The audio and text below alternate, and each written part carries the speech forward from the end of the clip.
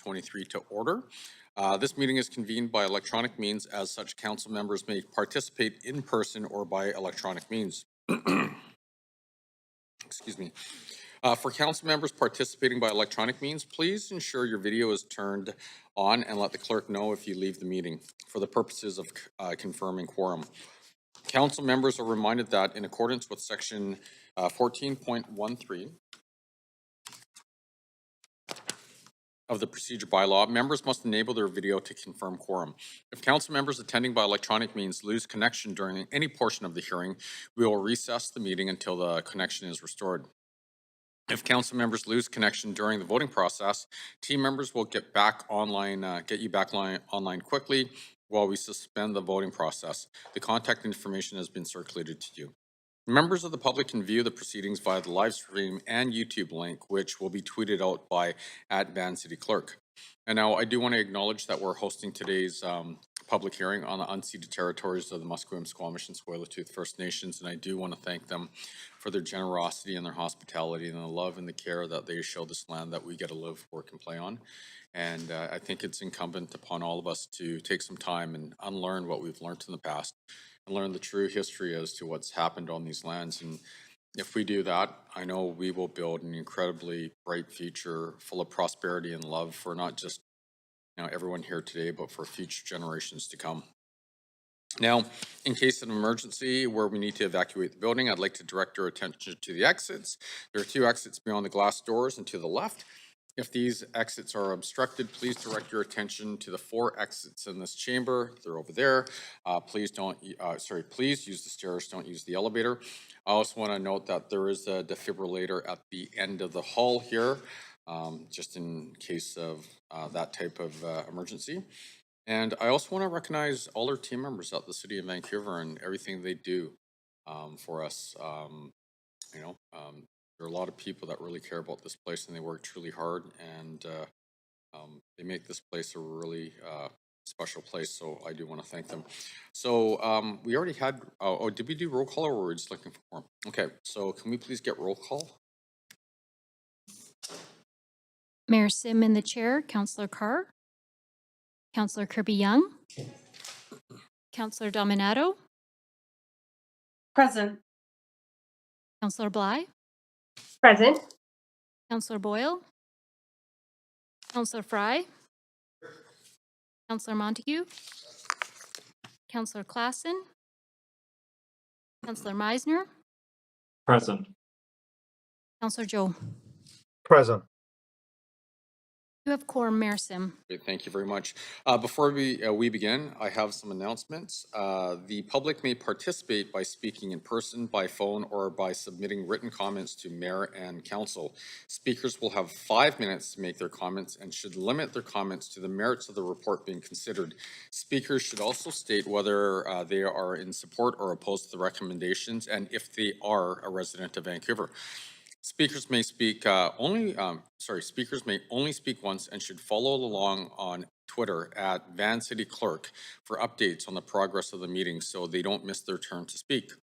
Any comments on agenda items can be submitted in writing through our online web form at Mayor and Council Public Hearing Feedback web form. This link has also been tweeted. Those speaking on behalf of 4 or more persons or groups, including the speaker, will have 8 minutes to speak, and only if those represented are also on the line or in person and must not be individual speakers themselves. Speakers who pre-registered with presentations are reminded that the public live feed has a slight delay. To navigate through the slides of your presentation, please say next so that the clerk may advance your slides. Council is committed to ensuring that all people who participate in council meetings or public hearings are treated fairly and respectfully. The language we all use in these meetings should reflect respect for all residents. No form of discrimination is acceptable or tolerated. Discriminatory language includes attacks on groups of people and individuals. Vancouver's procedure bylaw prohibits council members from the use of words, tones, speakers, or gestures that express a negative view of the character of any person or groups of people. Members of the public are expected to not engage in improper conduct, which includes the use of expressions that promote hatred or are defamatory as outlined under Section 7.8 of the procedure bylaw. The creation of a safe and inclusive environment for the public, staff, and council to participate is all of our responsibility. Members of council may call a point of order if language used by another councillor during a meeting is not respectful. As chair, I'll ask the speaker to modify their speech to ensure they are using respectful language. I also want to note the City of Vancouver's longstanding commitment to equity, diversity, and inclusion, including utmost respect for all genders. I remind council that when addressing speakers and team members, we will avoid using gendered honorifics and will instead refer to the person by first and last name, role, or title. A reminder that council's role at a public hearing is to be a quasi-judicial body, which means council is to only consider the merits of the rezoning application or heritage designation. Council members may ask clarifying questions from speakers, including the applicant or technical advice from team members, but should save debate for after the close of the speakers list. After hearing from speakers, council may 1, approve the application in principle, 2, refuse the application, or 3, refer the application to team members for further consideration. Finally, if council does not conclude hearing from all speakers this evening, we will recess and reconvene the meeting on September the 26th, 2023 at 3 p.m. Okay, so the first item on the docket is number 1, CD1 text amendment 1111 East 7th Avenue and 1155 East Broadway and 2350 Glen Drive. Does any council member wish to declare a conflict of interest on item 1? Okay, so the clerk will now read the application and summary of correspondence received. This is an application by Vancouver Community College to amend CD1 bylaw number 5407 to accommodate programming needs for the Vancouver Community College King Edward campus by permitting minor adjustments to building setback dimensions, location criteria for ground floor uses, and floor area exclusions for mechanical and heating equipment spaces. The General Manager of Planning, Urban Design, and Sustainability recommends approval subject to conditions set out in the summary and recommendation. No correspondence has been received on this application since it was referred to public hearing.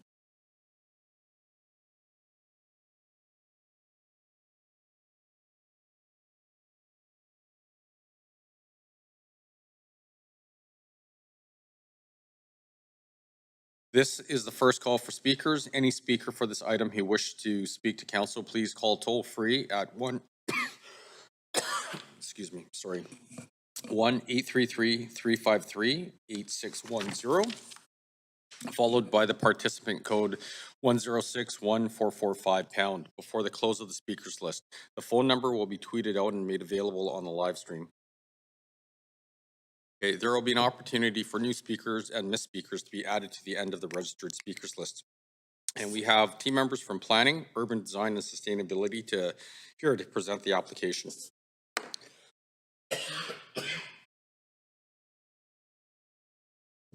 Yep. Sorry. I mean, point of procedure, I'm sorry. Yeah, seeing that there are no speakers registered, I'm wondering if I could just move to not hear the presentation. Okay. Seconded, Councillor Montague. All those in favor say aye. Aye. All those opposed say nay. All right. So we will skip that. Sorry, I shouldn't have eaten that peanut. I was penalized for that. Sorry. Okay. Is the applicant team here to speak to the application? Oh, awesome. Are there any questions from council to team members of the applicant team, noting that this is the only opportunity for council to ask questions of the applicant? And so we have Councillor Carr. Oh, sorry, Councillor Kirby-Young. Thanks, Mayor. Yeah, I have a question. I'll start with the applicant, and I guess it's just looking for insight or input as to why you'd prefer to pay the CAC versus delivering a daycare on site.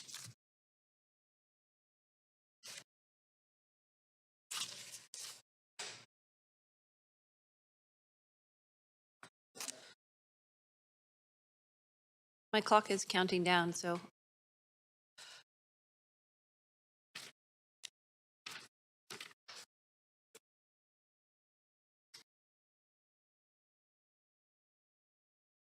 Yes. Sure. Mayor, I'm 45 seconds in. We have no microphone. Can we get, because I'm going to lose time here. Staff, not mayor, staff. Can we, can I get a clock paused if we have technical issues? Because I'm a minute in and I haven't started to answer the question. You know what, why don't we just, yep.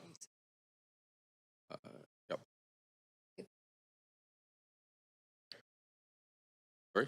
Oh, microphone. Here we. And can we maybe go back to 30 seconds or something reasonable? Yeah, no, I'll add another, I'll add more time to that. Thank you. Councillor.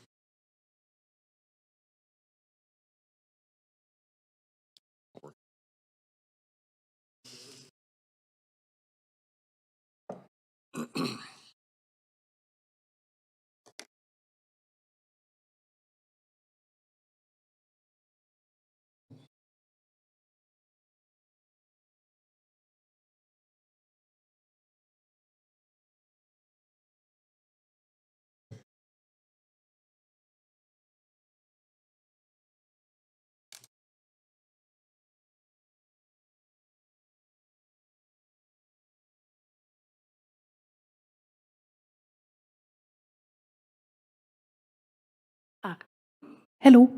Okay, I think we got it. Would you mind maybe repeating the question and then we can answer?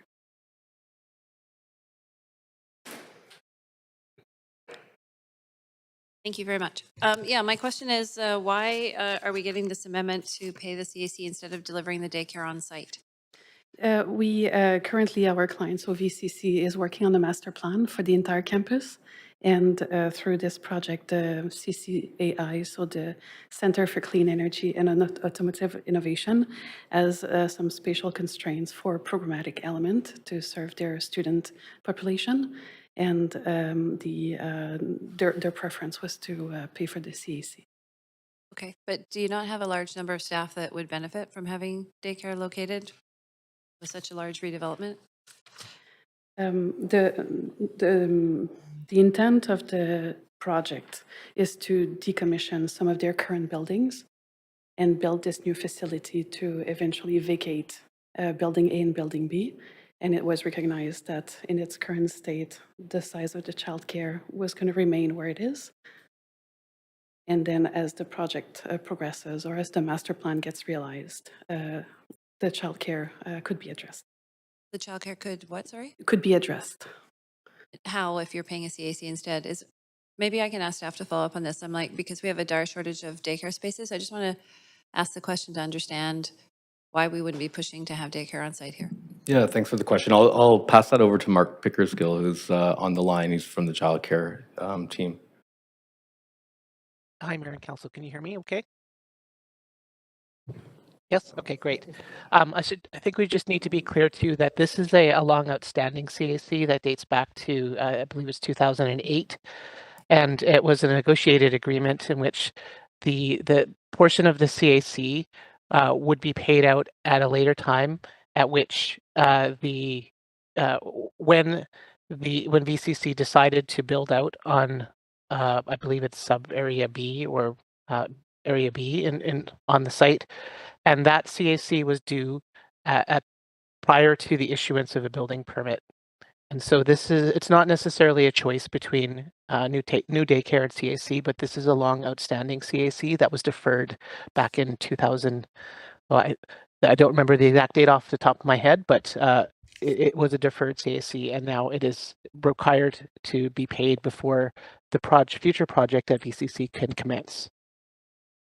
So you're just saying it was a deferral. I just want to be clear, just saying a deferral of cost, because I'm looking at page 2 on the referral report B, and it says approves an amendment to the daycare condition. And then it goes on to say provide a community mandate contribution of $595,000 plus interest, et cetera. I don't know if, and I'm just looking for a layman's terms understanding of what's happening here. So again, going back to, excuse me, to a rezoning back, and I'm not sure if the planning staff has the the original date of it when it was back some time ago. I believe it was 2008 that it was negotiated that there would be, at the time, the city, as part of CAC packages, and what was negotiated is a contribution to the childcare endowment, and that would go into a reserve that we would have for childcare.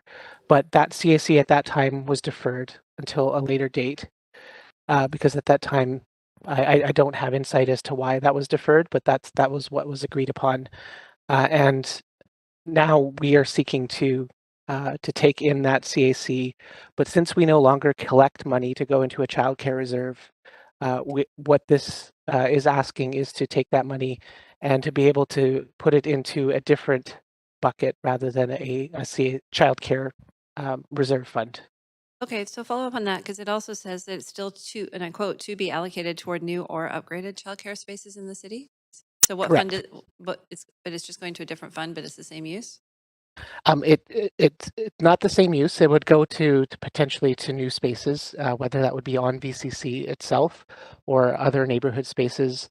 It gives us the opportunity to kind of repurpose that money Okay, to and focus on developing new spaces. I'm still a bit confused, honestly, about the repurposing of the money when it was intended for childcare. It was a previously payable CAC, but I guess the last question I have is really, when we're doing large developments like this, are we not aiming in sort of employment and large destination centers to have childcare there versus having money go into a pool? Good evening, Is Councillor. that, Do you want to take that, Mark? yeah, sure, go ahead, Cynthia, if you feel. So, Councillor, this is for a specific portion of the site at this time that's looking to redevelop. Previously, that was the funds would have been allocated to a endowment fund that we actually aren't allowed to take anymore. So this is an opportunity for us to use the funds more immediately through our childcare efforts that we were undertaking now and could potentially deliver them faster. Okay, that's clear. Thank you very much. Very much. Okay. Seeing no other questions, this is the second call for speakers. If there are any speakers for this item who wish to speak to council, please call toll-free at 1-833-353-8610, followed by participant code 106-1445# before the close of the speakers list. The phone number will be tweeted out and made available on the live stream. Any speakers in the council chamber, please come forward to the podium before the close of the speakers list. Speakers will have 5 minutes to make their comments and should limit their comments to the merits of the report being considered.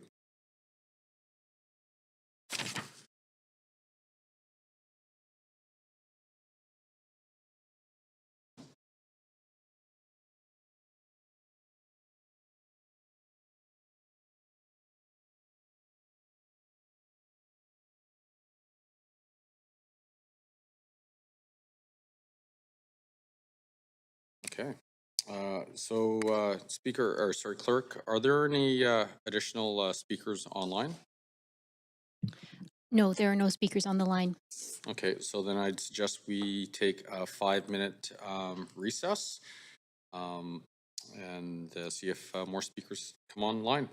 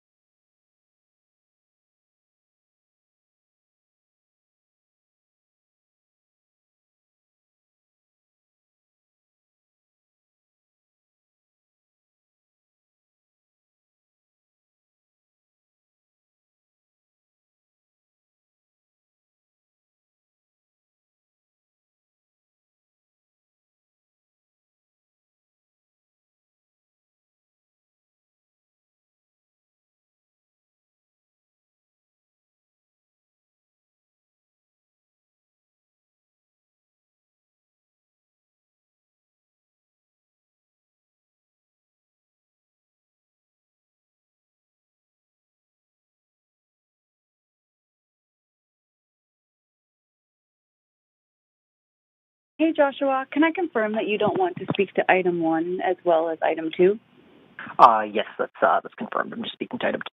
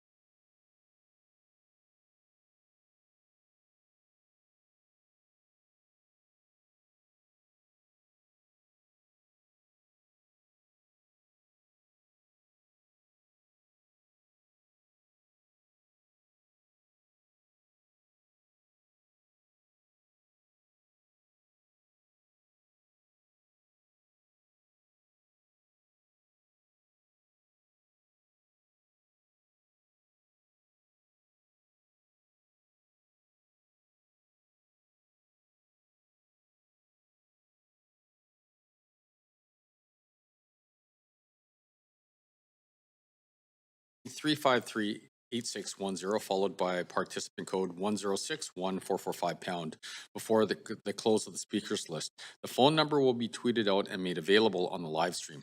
Any speakers in the council chamber, please come forward to the podium. No speakers? There's no other speakers on the line. And so we give it another 5 minutes, or is that it? They're good? Okay, seeing that there are no additional speakers, the speakers list is now closed. Seeing that there are little or no comments received after 5 p.m., I'm now closing the receipt of public comments. Sorry, what's that? Okay, before we get there though. Yeah. If your name is Councillor Kirby, no, I'm just kidding. Does the applicant have any closing comments? No. Thank you very much. Do team members have any closing comments? Thank you very much. Does council have any questions to our team members? Seeing none in the queue. Clerk, did we receive any additional comments since the close of the public comments?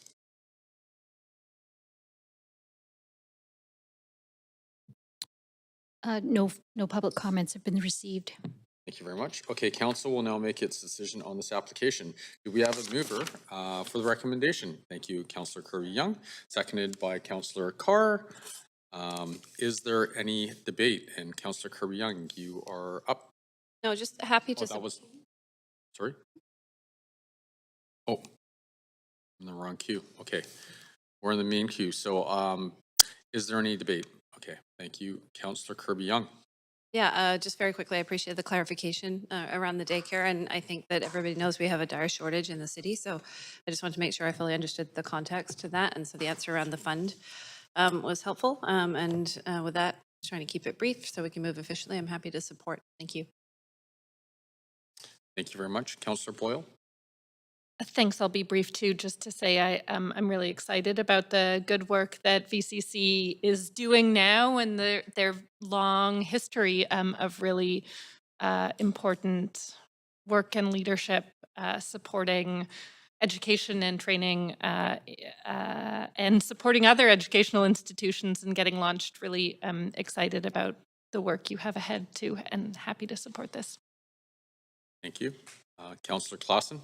I just wanted to also acknowledge that I think this is a very exciting new project. I benefited from some conversations from AJ and other team members over at Vancouver Community College, and the fact that this site is going to help our green economy moving forward too, I think is a really an exciting development as well. So very happy to support this. Thank you very much. Councillor Carr?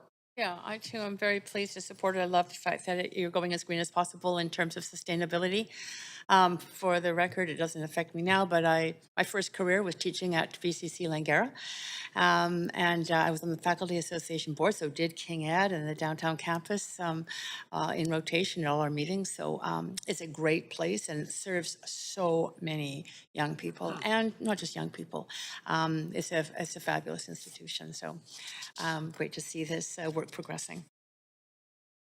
Thank you very much. Okay, Clerk, can we please take this to a vote? Mayor, I'll take a vote assist in favor. It's Councillor Dominato. Thank you. All right. Great. And it passes unanimously. Congrats. All right. The second item on the agenda, whoops. Sorry, I just want to be clear. So I'm going to clear the question queue for Sarah. There we go. Okay, the second item is CD-1 rezoning 5235 to 5275 Kirstland Drive. Does any member of council wish to declare a conflict of interest on item number 2? Great. Okay, so now the clerk will now read the application and summary of correspondence received. This is an application by Listrar and Locarno to rezone 5235 to 5275 Kirstland Drive from RS1 district to CD1 district. This is to permit the development of a 5-story residential building with 65 strata titled residential units. A height of 18 meters and a floor space ratio of 2.0 are proposed. The General Manager of Planning, Urban Design and Sustainability recommends approval subject to conditions set out in the summary and recommendation. No correspondence has been received on this application since it was referred to public hearing. Great, thank you very much. This is the first call for speakers. Any speakers for this item who wish to speak to council, please call toll free at 1-833-353-8610, followed by participant code 106-1445#. Before the close of the speakers list, the phone number will be tweeted out and made available on the live stream. There will be an opportunity for new speakers and missed speakers to be added to the end of the registered speakers list. Now we have our team from Planning, Urban Design and Sustainability here to present the application.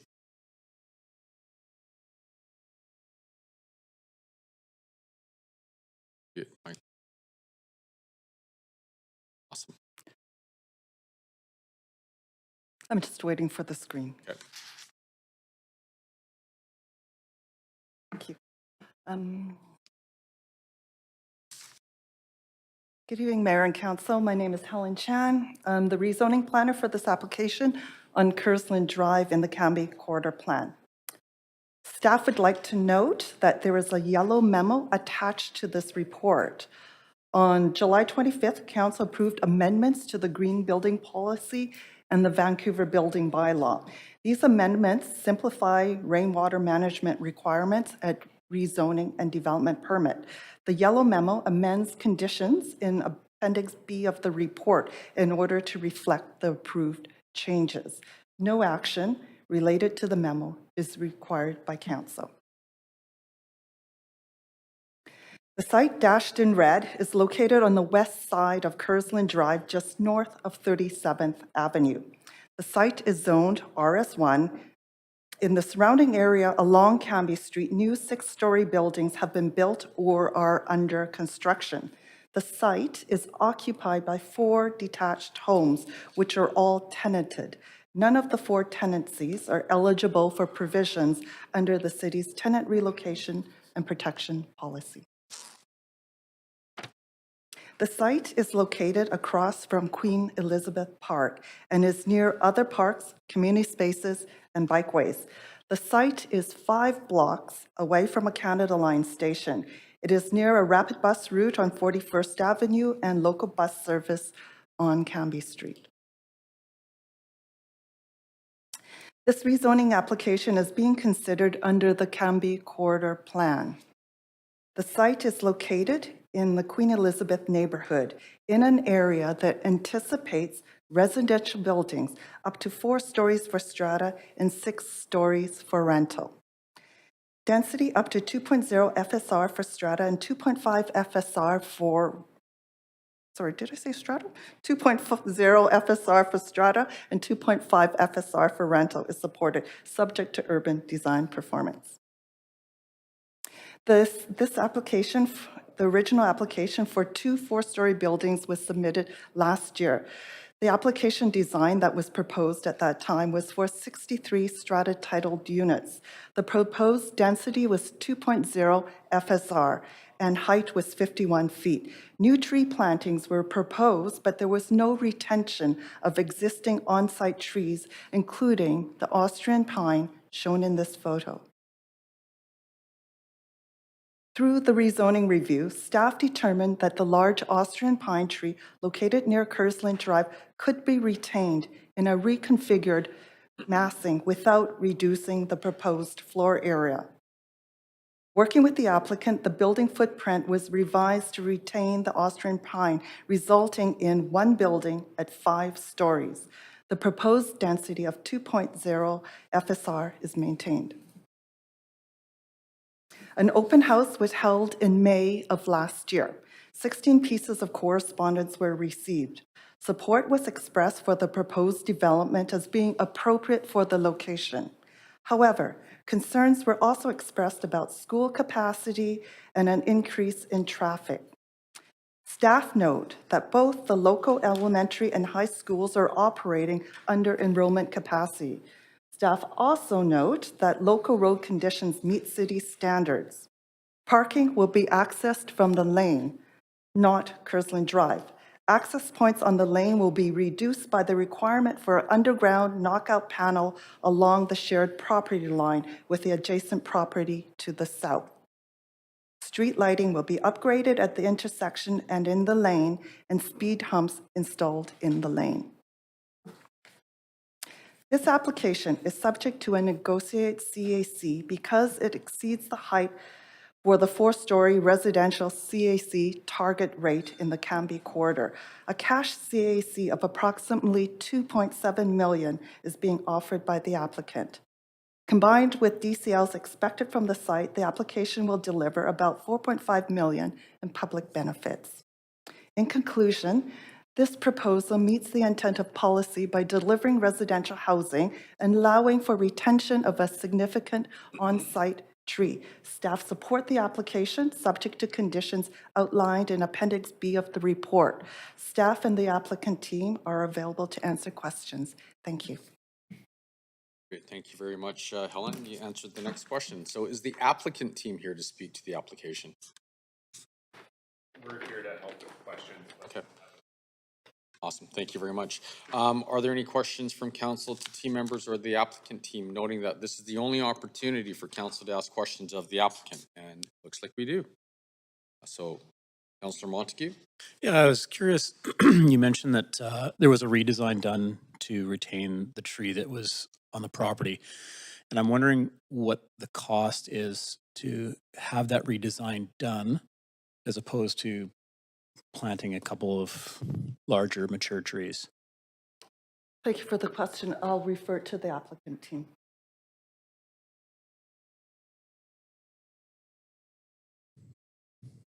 Good evening, Mayor and Council. There was a notable cost in redesigning the building to retain the tree. I'm not expecting an exact number, but yeah, approximately. Above $25,000 in just architectural fees. But really time would be the highest cost. And how long did it take to do the redesign for the one tree? Oh, almost 6 months. And cost-wise, what would 6 months cost you? I can't speak to that. I don't know this. Ballpark?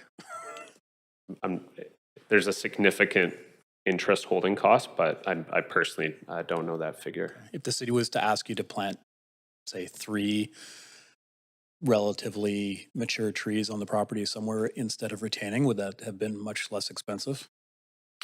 It certainly would have been less expensive. Okay, thank you. Very much. Councillor Carr? Yeah, thank you. I won't talk about the tree. That's good, but I have all good that you did that. I'll just ask you a couple of other questions. Schedule B of the actual report talks about conditions of approval. One of the conditions of approval, 1.6, is to provide green roof areas. What are your plans around that?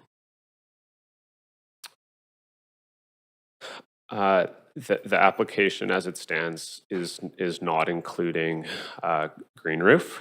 There are planting areas on the level 5 decks and a very extensive permeable planted area at ground level.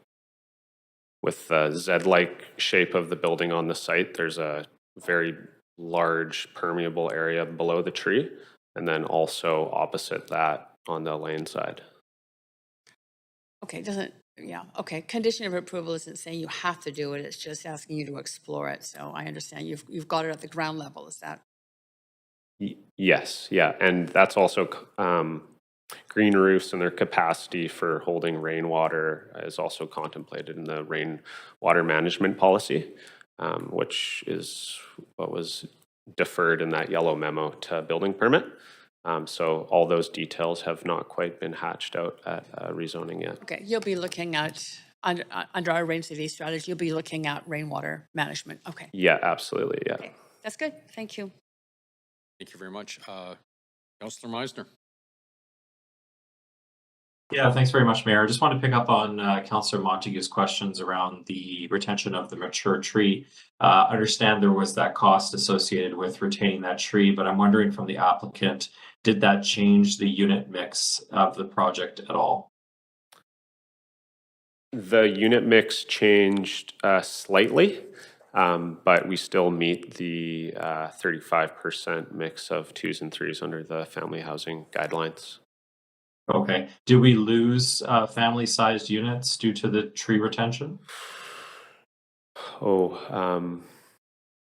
Recalling the exact numbers off the top of my head is a little difficult. It's in the referral report. I think the unit mix for the 2s and 3s is very close. It might have deviated by just a few, but no, not a notable difference. Okay. Okay, thanks for that information. Thank you very much. Okay, now we're going to hear from the public. Before we get there, let's see. Okay, so This is the second call for speakers. If there are any speakers for this item who wish to speak to council, please call toll free at 1-833-353-8610, followed by participant code 106-1445 # before the close of the speakers list. The phone number will be tweeted out and made available on the live stream. Any speakers in the council chamber, please come forward to the podium before the close of the speakers list.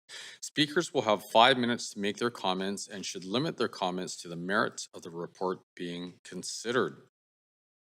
Okay, and so the first speaker on the list is Patrick Lum.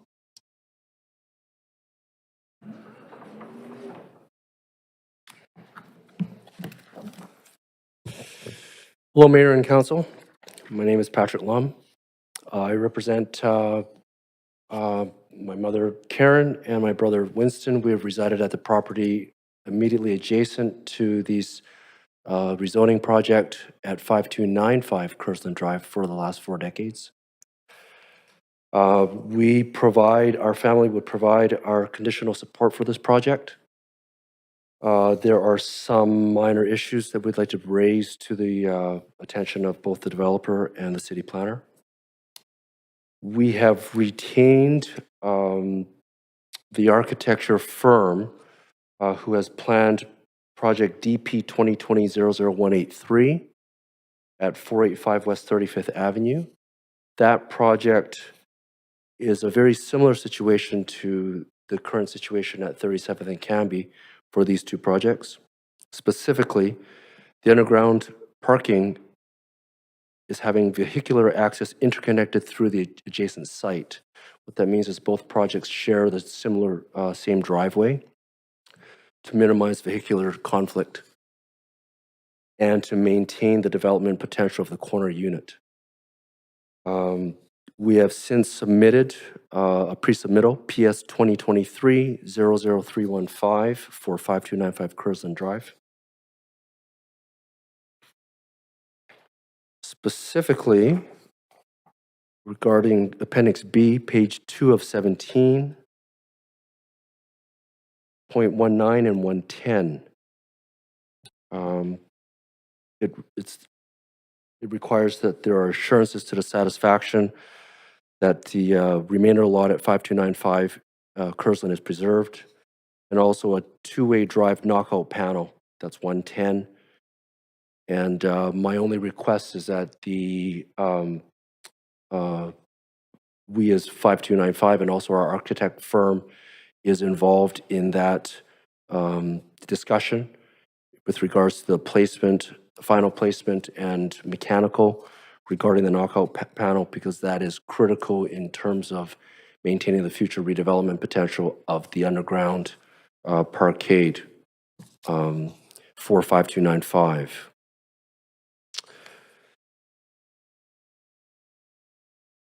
I refer to page 15 of 17, bottom. It's of Appendix B. It furthers this, but it's a separate mention. At the bottom, Urban Design 2.7, where it cites, quote, secure access through the underground parking on this site to allow future development of the adjacent property. So the underground access is specifically referred to in this referral report in 2 locations. And I just want to reiterate that the owners of 5295 are involved, and the architecture firm has some input into the specific layout of the knockout panel. It's very important.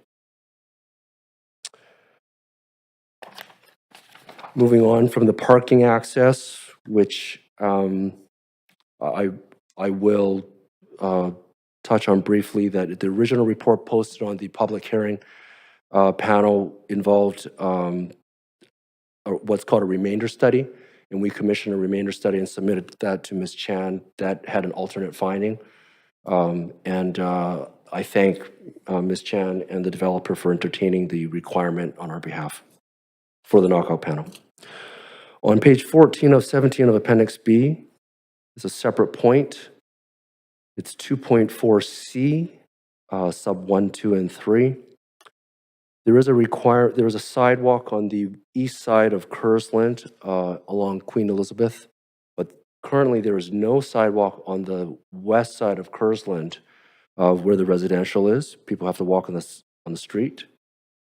So there is a provision for, quote, street improvements for a sidewalk, specifically minimum 5-foot wide front boulevard and a 7-foot wide broom finish saw cut concrete sidewalk. I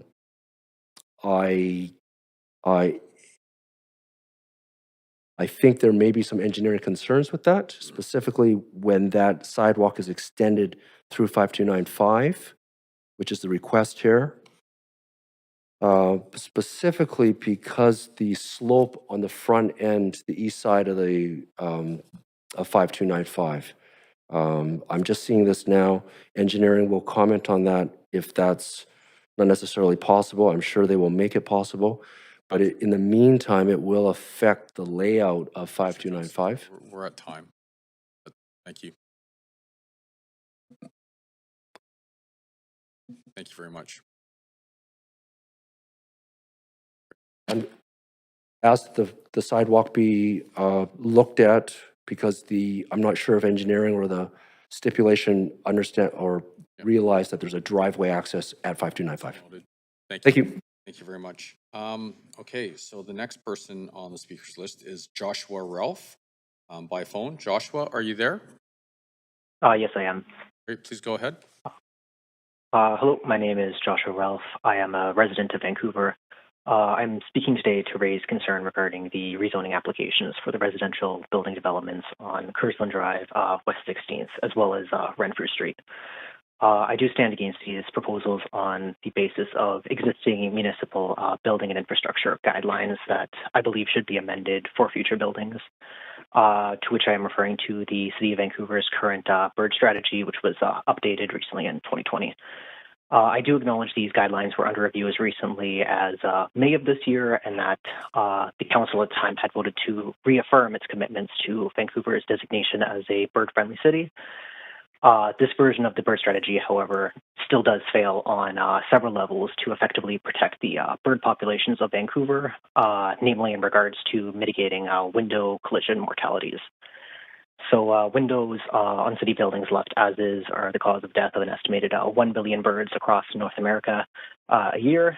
And what it is I am requesting is for CSA A460 titled Bird Friendly Building Design to be incorporated to the Vancouver building bylaw to affect this proposal as well as future ones. So this would effectively make bird-safe windows a guarantee across new developments opposed to a recommendation, and similar retrofits to the ones that the CSA lays out have proven to be successful at reducing bird window collision risks by 95%. To my understanding, please do correct if I am wrong, such additions to buildings are done as an opt-in basis on behalf of the applicant, but are not a legal guarantee on new infrastructure. Of course, with Vancouver being placed directly on the Pacific Flyway, being a major migration route for birds, the city really needs to hold itself accountable to what it owes to the non-human residents and passerby of the city. Aside from just the birds, human residents can reap mental health benefits of larger and healthier bird populations just by simply interacting with more accessible and more abundant urban wildlife. What it is I would ask for this is to put forward solidified legislation to protect Vancouver's non-human residents that in and of itself would be at minimal cost and minimal aesthetic disturbance to these and future construction developments, and serve as a net positive to mental health and ecosystem health. Thank you, Mayor and Council. Great, thank you very much. Okay, this is the final call for speakers. If there are any speakers for this item who wish to speak to council, please call toll free at 1-833-353-8610, followed by participant code 106-1445#, before the close of the speakers list. The phone number will be tweeted out and made available on the live stream. Any speakers in the council chamber, please come forward to the podium. And so we'll take a 5-minute recess to see if any other speakers come online.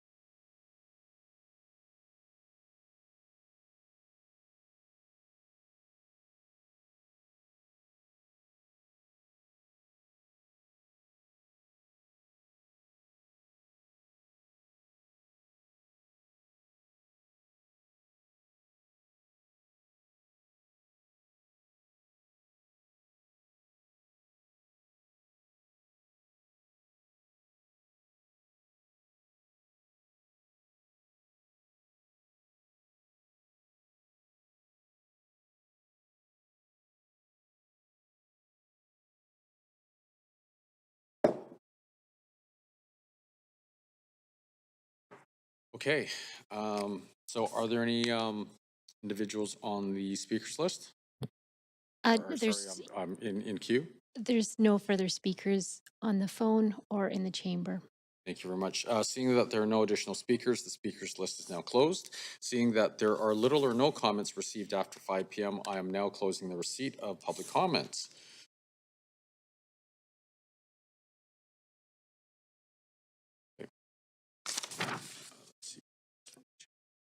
Okay, so does the applicant have any closing comments? No. Thank you. Do our team members have any closing comments?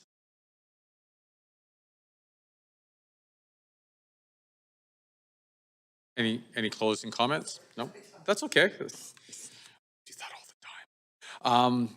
Does council have any questions for team members? Yes, Councillor Fry. Oh, I was actually just on to move the recommendations and provide some comments. All right. Nope, I jumped the gun. It's my apologies. No, it's all good. Clerk, did we receive any additional comments since the close of the public comments? We did not. Okay. I just want to read something here. Okay, so I'd like to remind council that we will need to move the recommendation for item number 2 together with the yellow memorandum dated September the 8th, 2023, entitled CD-1 rezoning 5235 to 5275 Kirstland Drive, conditions of approval in Appendix B. So council will now make its decision on this application, and we do. Oh, sorry. Okay, so Councillor Fry, I'd like to move. Skip you, is that right? And then you're going to move after, but Councillor Carr has a question? Okay, so now, sorry, I apologize. Will the question happen in the debate period after? No? Perfect, yes, okay. Yeah, sorry, I got a little confused there. We had some moving parts. Okay, so I'm going to skip Councillor Fry. Councillor Carr. Thank you. Yes, to staff, just in a follow-up to one of the speakers who talked about an adjacent property and the conditions of approval in Appendix B. So I've looked over those conditions, and it's not clear to me that there has to be accommodation, but can you please comment on whether or not the accommodation of the regarding the sidewalk and assurance of driveway access for the adjacent property will be retained? Question. So unless a person redevelops their property, they will not lose their driveway. So this wouldn't happen without the owner's permission. So engineering conditions are that the applicant for this project would reconstruct a new sidewalk to 37th, but they would not be removing driveway access. Okay, thank you. Thank you. Yeah. Yeah, that's fine. Thank you. Awesome, great.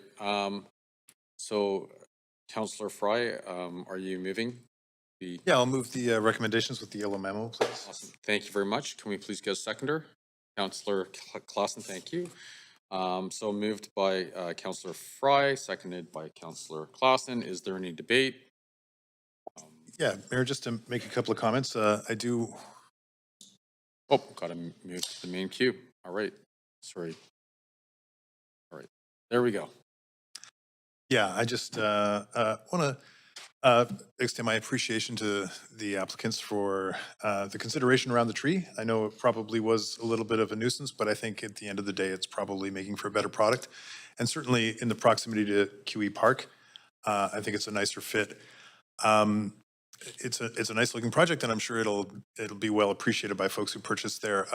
In reflecting the comments from the speaker about the bird strategy, if they're still on the line, I did submit a motion back in May that was rejected by council to reaffirm our commitment to the Vancouver bird strategy. Unfortunately, that is not the will of this council at this time.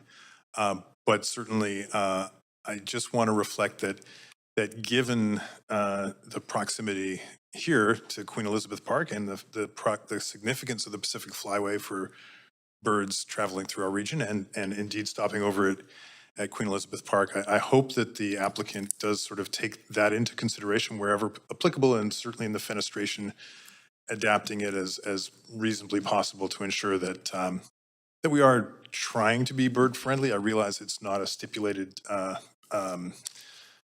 strategy commitment anymore in the city of Vancouver, but I hope that the applicant, in the spirit of retaining the tree and embracing the park, will also think about the birds. Thanks. Thank you very much. Councillor Carr. Thanks, Mayor. I just wanted to also comment about the tree and the retention of the tree, and really thank staff for pointing that out to the applicant, and to the applicant for taking on that extra burden of figuring out how to reconfigure the building in order to save it. The reason is that tree canopy is so incredibly precious in this city, and it's not just precious because of how beautiful it is, but because it's actually, frankly, life-saving in a time of climate change.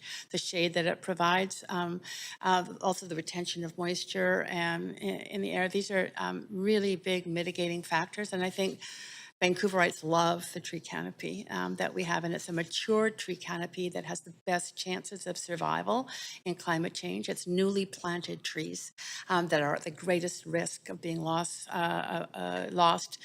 due to the incredible drought conditions we're now facing at times of the year in Vancouver. So thank you for taking that effort to do that. And to staff for the effort to say, yes, retain the tree. Thank you very much. Seeing no one else in the queue, we'll put it now to a vote. Harrison, can I get a vote of suspend in favor? It's Councillor Purvian. Mayor, I'll also take a vote assist in favor. Thank you. Great. And it passes unanimously.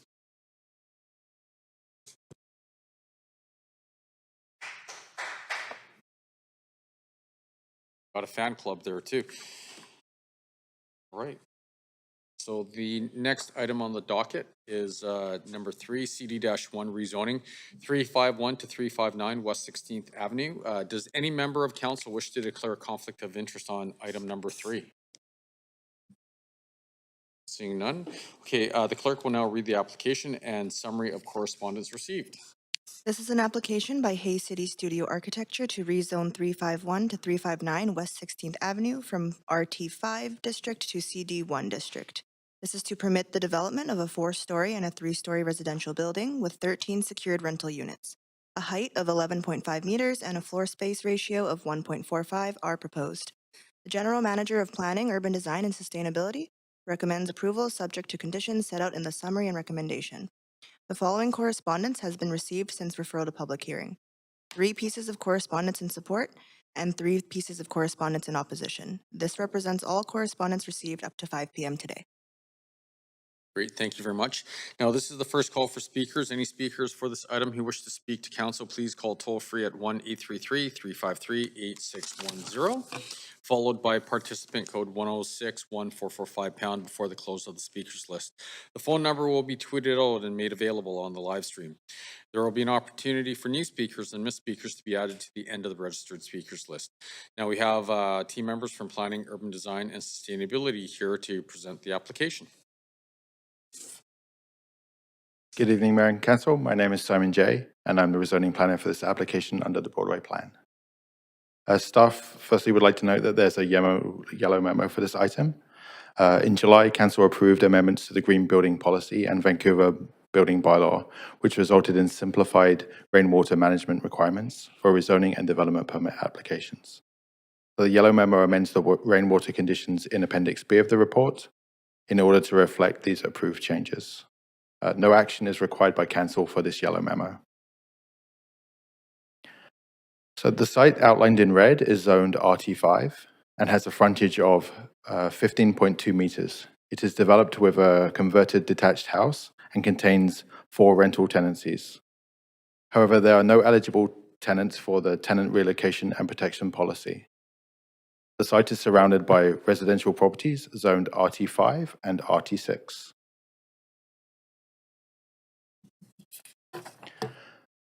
The site is located near several parks, schools, community facilities, and a shopping area.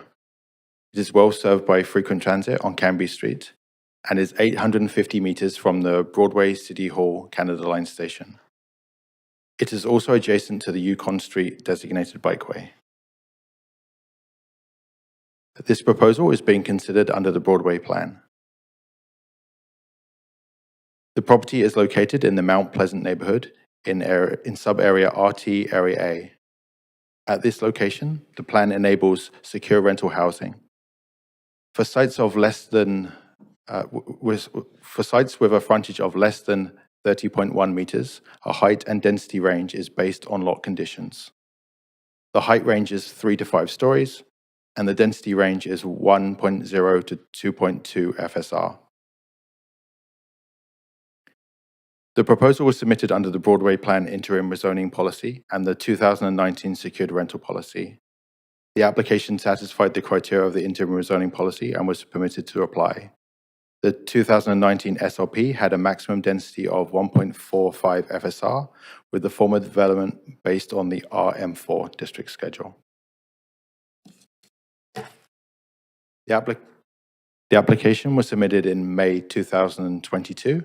It proposes 2 residential buildings with 13 secure market rental housing units and an FSR of 1.45. The proposed heights are 11.5 meters for the 4-story building and 11.3 meters for the 3-story building. Vehicle and bicycle parking are at grade with access from the rear lane. The Housing Vancouver strategy seeks to deliver a range of tenures and affordability across the housing continuum. Renting, shown in green, has lower monthly costs than home ownership, shown in orange. A total of 44 submissions were received during the public consultation. There was support for the density, location, and additional rental stock. Concerns were related to density, location, congestion, and parking. The density is appropriate for the site size and location and is consistent with the plan. Traffic changes associated with this project are consistent with development occurring over time. However, staff have included conditions of approval to improve lighting and parking signage. Parking is required to meet the parking bylaw. The public benefits accruing from this application include a DCL contribution of approximately $150,000. The applicant has chosen not to take the DCL waiver. The CAC policy for rezonings exempts routine lower density, secure market rental rezoning applications, such as this one. Additional benefits include the secure rental units, which are secured through a housing agreement. This proposal is consistent with the intent of the Broadway Plan, and staff support this application, subject to conditions in Appendix B of the report. Staff and the applicant team are available to answer questions. Thank you. Great, thank you very much. So now is the applicant team here to speak to the application? Yes, I'm here representing Hex City Studio Architecture. Awesome, thank you very much.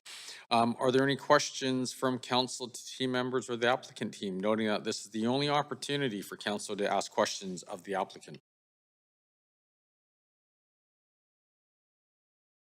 Great. Councillor Fry. Yeah, thanks. And this is a little atypical question, but I'm just curious. This is a very interesting project to me, and it certainly achieves a lot of density on a kind of typical single-family lot. And I'm curious for the applicant how it was addressing various sort of code compliance issues and how this project came about. Was it a challenge to get to this point, or for the applicant? Yes, it was a challenge. This project is the culmination of 5+ years of research. Hex City Studio Architecture was the winning entrant in the urban area missing middle competition, where this idea really started. We've been doing projects like this since even before that time, and looking very closely at this issue of what can be done on standard lots without lot assemblies and a sort of gentle density approach, maintaining existing neighborhood fabrics. So yes, it has been a challenge. It has been a long road, but there has been years of research that has gone into it.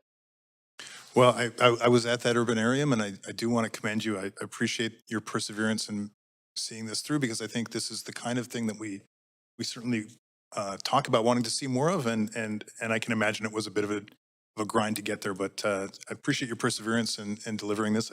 I think it's great. Thanks. Thank you very much.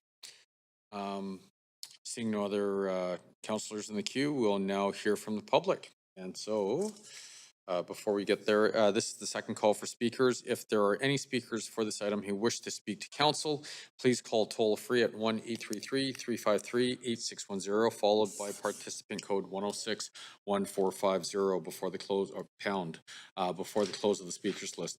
The phone number will be tweeted out and made available on the live stream. Any speakers in the council chamber, please come forward to the podium before the close of the speakers list. Speakers will have 5 minutes to make their comments and should limit their comments to the merits of the report being considered. And so I do see we do have some speakers here. So speaker number 1 is Nathan Davidovich. It's good seeing you again, Nathan. Thank you, Mayor and members of council. Yeah, my name is Nathan Davidovich. I support more housing on arterial streets like 16th Avenue that runs all the way from Fraser Street to UBC. However, Vancouver is the most densiest city in Canada. Even Burnaby, with many existing and future high-rises, is less than half of the existing density in Vancouver, and other big cities are even less dense. Only New York City is more dense. As cities become more dense, we need better transportation systems. This site is close to the number 15 Cambie bus and the number 33 Crosstown bus that travel west of Cambie Street on 16th Avenue to UBC. It would have helped if we had a Canada Line station at 16th and Cambie, but you know, you have to blame previous city councils for not demanding that station. East of Cambie Street on 16th Avenue, there is no bus service to connect the residents to the Expo or Millennium Line, SkyTrain lines. Many years ago, we had streetcar service on 16th Avenue. This information was mentioned at some of the public meetings that were held for the Broadway plan. However, nothing was written into the final Broadway plan about improving transit in the Broadway corridor area plan. Other Canadian and US cities with densities way lower than Vancouver have a way better transit system. On per capita basis, Vancouver is way behind on the provision of proper transit and active transportation. I'm not sure what the bus motion that Councillor Kirby Young tabled, or it's coming to council on October the 4th. We need all the help we can get now, as most of the buses are full during the daytime. What is the sense of approving so much possible more housing unit without increasing transit and active transportation? On your next public hearing on Thursday, 60,000 lots will be rezoned that could increase the population by up to 200,000 people, maybe even more, depending how many units on each lot are built. We already have over 2 million cars in Metro Vancouver, but more roads induce more cars and will not solve our transportation problems. We need better network of transit and active transportation. I mean, council could learn from the good videos on YouTube by former Mayor Sam Sullivan and start demanding proper solution. I presume he wasn't able to do it because he was, I think, one-term mayor. The longer we delay returning bus service to pre-COVID level, the worse it will get. We have over 40 bus routes that TransLink cut back, and Sorry, they're not. are we able to narrow the comments to the project at hand, please? Yeah, no, yeah. So we need some help, and as I said, by just approving more units without any improvement to transit and active transportation, we're going to get into lots of troubles in Vancouver. Thank you very much, Mr. Mayor. Thank you very much. Okay, the next speaker on the list is Simon Shakabai. Shakibai, I'm sorry for mispronouncing your name. I have to put my glasses on too. I can't see it very well. That's okay. That's not the excuse. I still mispronounced it. Hi, my name's Simon. I live on 16th Avenue West, about a block away from this proposed development. I'm here to speak in favor of this hearing and of this proposed development. The reason why is because we need more housing in this city. And to illustrate that point, I'd just like to speak a little bit about my personal circumstances. I'm very fortunate that I'm able to earn an income in my chosen profession that's, I think, more than twice the median income for people in the city of Vancouver. I'm not able to afford a house in my neighborhood or anywhere else in the city because of the increase to mortgage rates in this country. I don't believe I would qualify even for a mortgage or even a one-bedroom condominium. And so I'm informing you of this just to give you an indication of how dire it is. If ownership is unattainable for someone at my income level, I want you to imagine what it's like for so many other people that choose to live in Vancouver. If I'm not able to enter into the ownership side of the market, it means that I have to stay on the rental side, which means that I'm occupying a space that someone of more modest means could take up. And so when I look at this proposed development, I see it as definitely part of the solution. I hope council sees it that way as well. I'm particularly excited because these are zoned as single-family dwelling. Much of our city is zoned in that way. It would send a signal to other owners who are looking to redevelop their lots that the city very much wants to be part of the solution and wants to add to the housing that we so desperately need. That's all I have to say. Thank you very much.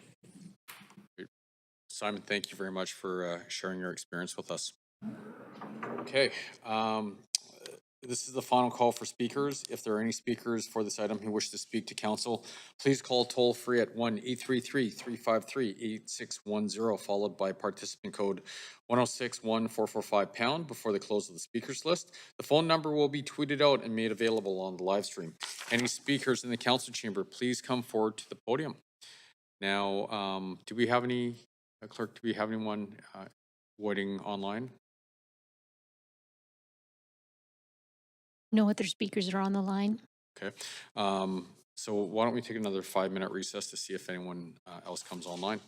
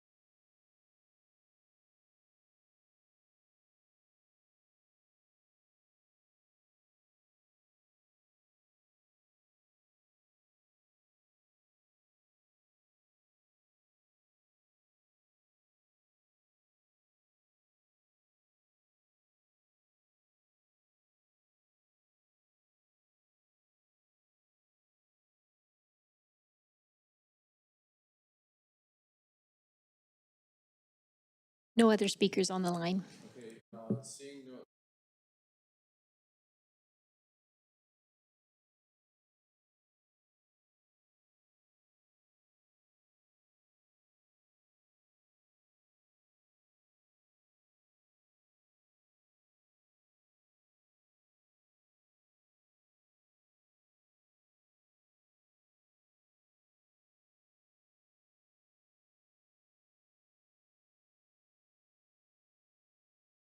Oh, he couldn't hear me, could he? Great. So, sorry. Does the applicant have any closing comments? No. No. Sorry, it's point of procedure. Do I need to repeat everything I said for the people online? Yeah, okay. All right. My bad for not having the speaker on. Okay, so I'm going to rewind back about 3 paragraphs. So I asked the clerk if there are any speakers. There were none in queue. So I said, seeing that there are no additional speakers, the speakers list is now closed. And seeing that there are little or no comments received after 5 p.m., I'm now closing the receipt of public comments. Then I proceeded to ask the applicant if they had any closing comments, and the response was no. And so do our team members have any closing comments? No? Awesome. Does council have any questions for team members? I don't see anyone in the queue. Okay, clerk, did we receive any additional comments since the close of public comments? We did not. Thank you very much. I'd like to remind council that we will need to move to the recommendation for item number 3 together with the yellow memorandum dated September 8th, 2023, entitled CD-1 rezoning 351 West 16th Avenue, conditions of approval in Appendix B. Council will now make its decision on this application. Do we have a mover? Great, thank you, Councillor Boyle. So moved, Councillor Dominato. Seconded by Councillor Boyle. Sorry, everyone was so excited. Pardon? I think it was Councillor Dominato. Okay, so we're going to assume Councillor Dominato moved it. Councillor Boyle seconded it. Thank you very much. All right. So is there any debate? Councillor Claassen. Mayor, I just wanted to just chime in. I agree with Councillor Fry's comments earlier on. This, to me, is, I think, a laudable project. I know that just reading some of the correspondence, there are some current concerns around parking. These are pretty common, but I do think the fact that this is just over a block away from a major transit hub, and with lots of local services in the immediate sort of Cambie Village, it's a great place for this. And I again, I want to commend the architects and the people who persevered and put this housing plan together, because I think it's going to be a great project that will be a model for others in the Mount Pleasant neighborhood as well. So with that, I just wanted to express my admiration for this project. Thank you. Great, thank you very much. Councillor Fry. Yeah, likewise, expressing my admiration for the innovation with this project. And I was at those urbanarium sessions where they talked about this kind of stuff. So it's really great to see somebody putting it together. And I think this may prove to be a blueprint for future applications of this style on single family lots. I want to also just put a kind of plug in for any of our engineering staff that may be listening. I do find that the sort of the bike path kind of chicane there, the bulge and stuff is a little, it could use some work. And I know that's kind of secondary to this project, but if there is some road work that's happening, the way that bike path curves could use a little love. And I think this might be an opportunity to kind of fix that up a bit, because it's a great bike path, but it is a weird transition when you go Yukon to, you know what I'm talking about. You guys know what I'm, yeah. So it could, you know, if we're kind of messing around with it, maybe we could fix that up a little bit at the same time. That would be cool. But otherwise, I'm super excited about this project. Thanks. Thank you. And thank you for the local knowledge. It's cool. Okay. Seeing no one else in the queue, why don't we put this to a vote? We can go to the voting panel, please.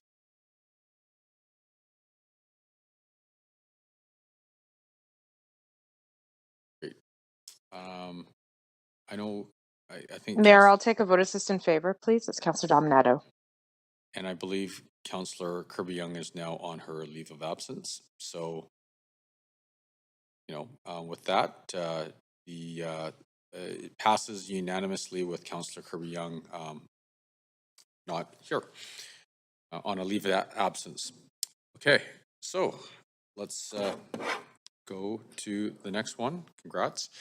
Okay, the last item on the docket is CD-1 rezoning 3747 to 3761 Renfrew Street. Does any member of council wish to declare a conflict of interest on item number 3? Okay. The clerk will now read the application and summary of correspondence received. This is an application by Sian Enterprises Ltd. to rezone 3747 to 3761 Renfrew Street from C1 Commercial District to CD1 Comprehensive Development District. This is to permit the development of a 4-story mixed-use building containing 18 secured market rental residential units with commercial space on the ground floor. A height of 16.3 meters and 17.8 meters for the portion with rooftop amenity and a floor space ratio of 2.5 are proposed. General Manager of Planning, Urban Design, and Sustainability recommends approval, subject to conditions set out in the summary and recommendation. The following correspondence has been received since referral to public hearing. One piece of correspondence in support. This represents all correspondence received up to 5 p.m. today. Thank you very much. Now, this is the first call for speakers. Any speakers for this item who wish to speak to council, please call toll free at 1-833-353-8610, followed by participant code 106-1445 # before the close of the speakers list. The phone number will be tweeted out and made available on the live stream. There will be an opportunity for new speakers and missed speakers to be added to the end of the registered speakers list. Now, since there are no registered speakers, I suggest that we waive the presentation. Can I get a mover? Thank you, Councillor Carr, seconded by Councillor Klassen. All those in favor say yay. All those opposed say nay. Great. We will waive the presentation. Is the applicant team here to speak to the application? Is anyone online? No? Yes. My name is Eric. There you go.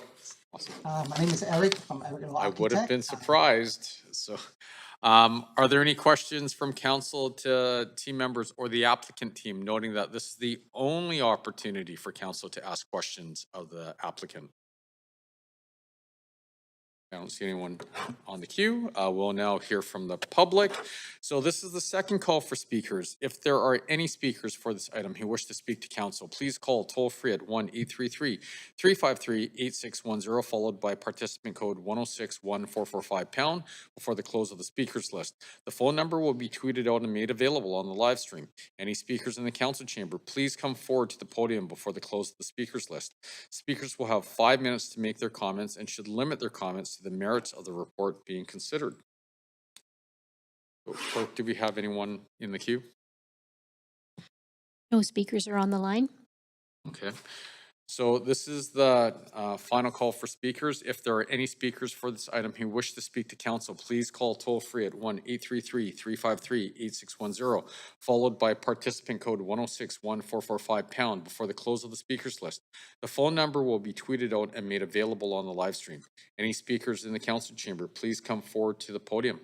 So why don't we take a 5-minute recess and then we will reconvene.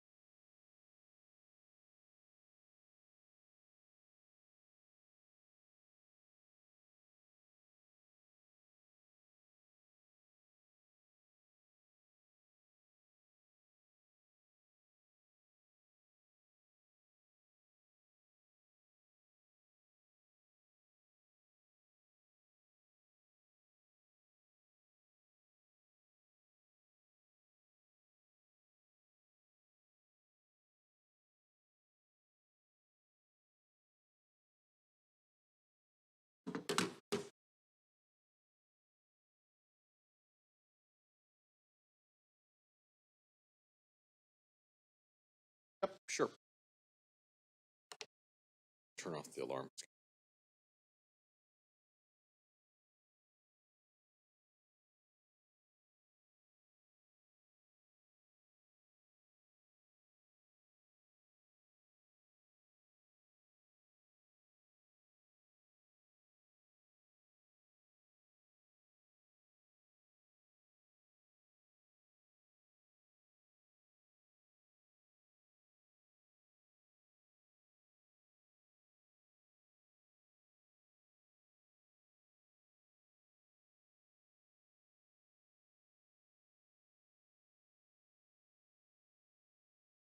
So are there any additional speakers in the queue there? There's no additional speakers on the line or in the chamber. Okay, great, thank you. Seeing that there are no additional speakers, the speakers list is now closed. Seeing that there are little or no comments received after 5 p.m., I'm now closing the receipt of public comments. Here we go. Does the applicant have any closing comments? We do not have any comment. No was that no comments? Nope. Great, thank you very much. Do team members have any closing comments? Yes. The staff would like to note that there is a yellow memo attached to this report. The yellow memo amends the rainwater management conditions in Appendix B of the report in order to reflect the changes that Council approved to the Green Buildings Policy and the Vancouver Building Bylaw in July of this last year. Thank you. Great. Thank you very much. Clerk, did we receive any additional comments since the close of public comments? Oh, how did I miss that? I'm sorry. Thank you very much. Does council have any questions for our team members? Right. Seeing none, Clerk, did we receive any additional comments since the close of the public comments? We did not. Thank you very much. Okay, I'd like to remind council that we will need to move the recommendation for item number 4 together with the yellow memorandum dated September the 8th, 2023 entitled CD-1 rezoning, 3747 Renfrew Street, conditions of approval in Appendix B. Council will now. Okay, great. We will make a decision. We have a mover in Councillor Carr, seconded by Councillor Montague. We got that. Is there any debate? Okay, seeing no one in the queue, why don't we put it to a vote?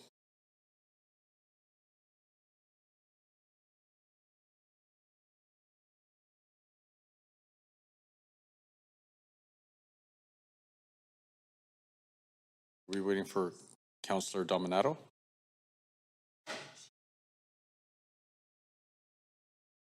Mayor, I'll take a vote assist in favor, please. Okay, we need your camera on, please.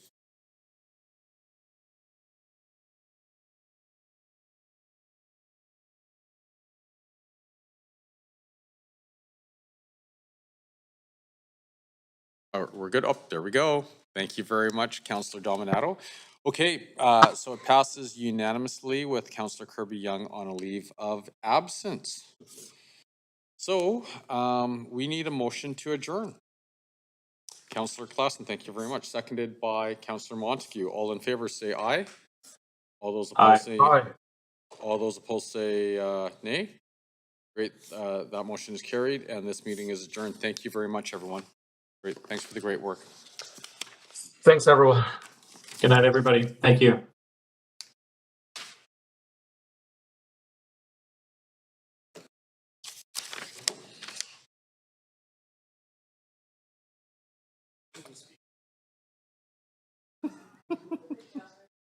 Yeah, hold on. Wait, I'm getting out of here.